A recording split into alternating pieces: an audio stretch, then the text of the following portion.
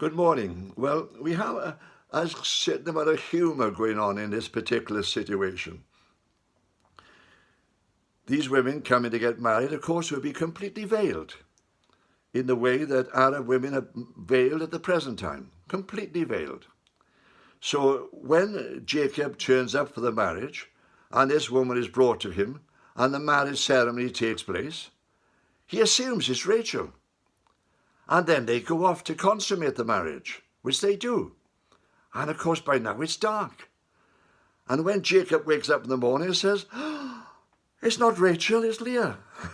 And he goes back to Laban, he says, I worked those 7 years for Rachel, and now you've given me Leah instead. I don't understand. And Laban says, well, I shouldn't give the younger daughter before the older. I've done it the right way. And Jacob says, well, this just isn't fair. And Laban says, well, I tell you what, he says, stay with Leah for a while, and then I'll give you Rachel as well, and you can do another 7 years in order to have Rachel. And that's exactly what happens. Jacob now has 2 wives. He has Leah and he has Rachel. And he is quite fertile, because child after child is being born to him. And here he is growing up in understanding. And he goes back to Laban and he says, I'm looking after your flocks. He said, I think perhaps I should get paid for what I'm doing. You've given me your daughters in marriage. Yes, that's done, and I fulfilled that particular part of the contract. Now, look, I'm going to divide up the flocks. All those who are pure white, well, they are yours.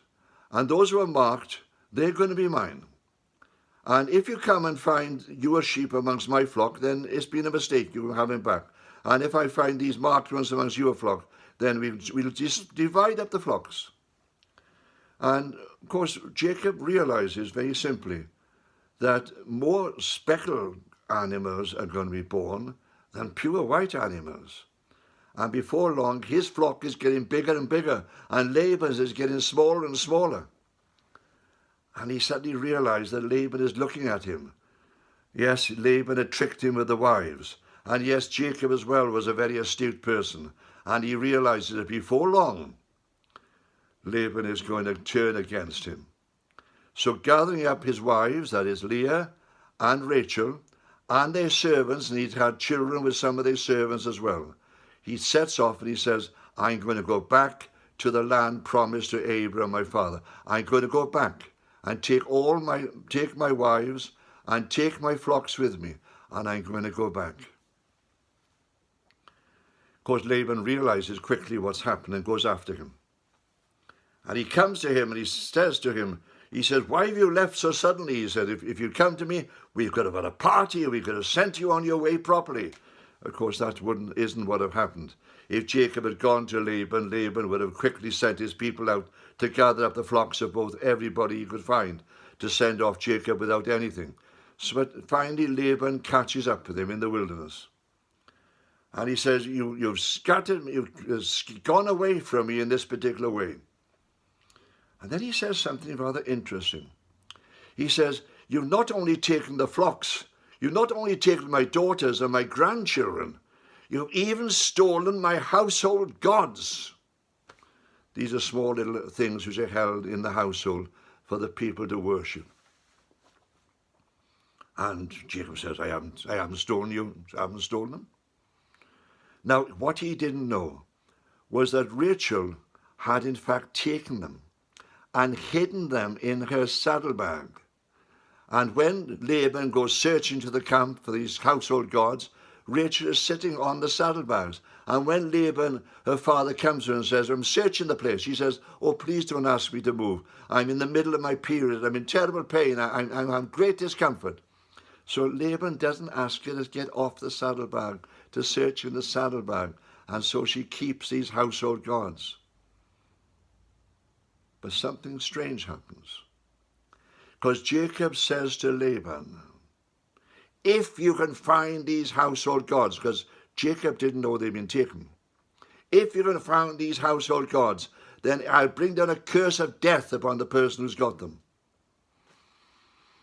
Terrible thing to say. because, of course, the curse works out as well. And Rachel dies on the way back to the promised land. Yes, Jacob had these children. He had all these flocks. And when he gets back to Esau, he still recognizes Esau as his older brother. And they still acknowledge each other as kinship as they move back into the land. But before he gets there, Rachel has died. And as she dies, she gives birth to a child, Benjamin. But she had two children, and Rachel was obviously still the favorite of Jacob. And these two children were in fact Joseph and Benjamin. The others were there as well. But as far as Jacob is concerned, it was these two children that he honored most. And it was these two children he really wanted to bless above the others, because Rachel had been his favorite wife, and Rachel had been the one that he'd really wanted to marry even in the first place. But we'll go on with this story as we see it developing.